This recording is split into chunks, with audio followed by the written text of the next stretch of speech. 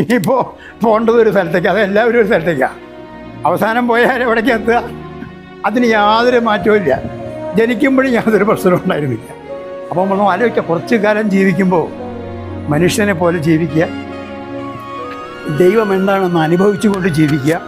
അപ്പോൾ നമുക്ക് എല്ലാവരിലും കാണുമ്പോൾ വെളുത്ത കൊണ്ടിട്ട് സുലൈമാനുണ്ടോ അല്ലെങ്കിൽ മറ്റാളുണ്ടോ എന്നല്ല, അവരുടെ ഉള്ളിലൊക്കെ ഇരിക്കുന്ന ഒരേ ചൈതന്യമാണ്. ഇത്ര ദൈവങ്ങൾ ഇവിടെ ഇരിക്കുമ്പോൾ ഞാൻ വ്യത്യാസമുണ്ടോ?